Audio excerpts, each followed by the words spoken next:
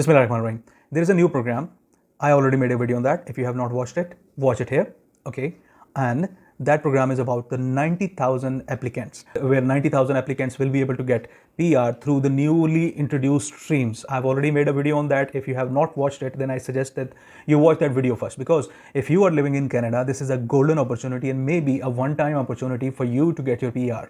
There is going to be a huge competition on May 6th. Everybody knows about it. If you don't know about it and you are in Canada, then you're missing out big time. So in a few hours, they are going to open up that portal. And when that portal opens up, you need to have three things in your hand, or rather in your laptop. Okay. So if you are unaware about these things, then maybe at that time when they ask for these things, you will be getting those things and you might get delayed by 5 minutes, 10 minutes, and in that time maybe the system will shut down because there will be too much pressure on it. So you need to be prepared about it. Okay, that is the bottom line of this video. Now, what are those three things?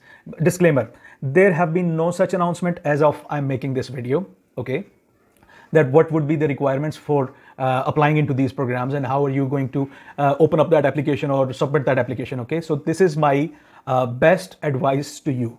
Okay, if you have these things in your hand, then you will be certain that you don't need to open up your wardrobe or go through your briefcase and go through all your documents to collect all those documents suddenly, because you will already be prepared about it. So what are those three things? First thing, you need to have your valid IELTS report digitally saved in your laptop. Okay, and if you had gone through TEF for your French language, then obviously that TEF form needs to be available in your laptop folder. Okay, you need to be prepared about it. The second thing is your education. Okay, for the education obtained outside of Canada, you need to have an ECA report for that ready. Okay, and for the education that you completed inside Canada, okay, that education would obviously have some certificate or maybe a transcript. You need to have those documents ready as well. So education and language, these are the first two things that you need to have ready. Okay, and then after that you need to have identification. Okay, these identification documents would obviously include your picture. Okay, a passport size picture ready for uploading on that application, and your passport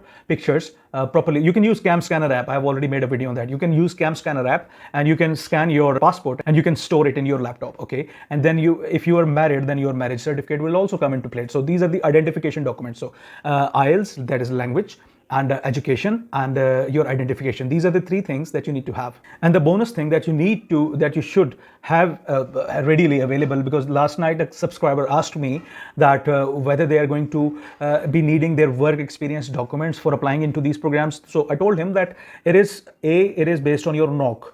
Your NOC code needs to be in demand for the health occupations or for the other occupations that were in the list, the essential workers. Okay, so this is a NOC based program. Then to prove that NOC, you need to have obviously the relevant documents for that. Okay, so this is a bonus tip from me, because obviously you are supposed to be employed when you're applying for this program. Okay, so you need to keep all your recent pay stubs and the first 3 pay stubs. That is the typical protocol. And if you have any tax documents or T4s, then you need to have them ready. Okay, so once you will have these 3 or 4 things ready in your laptop, then obviously you would know that when that portal opens up, you will have all these documents and you can just put them inside and you can submit your application fastest, because as they say, the fastest finger on your keyboard is going to win. If your IT skills are not that good, then I suggest then you need to call some of your friend over, okay, and wear your masks and sit with him or her and let him or her help you in submitting your application if your IT skills are not that good enough. Okay, so these were my tips for submitting your application after a few hours. This is Ali Iftikhar and I hope this video helped you.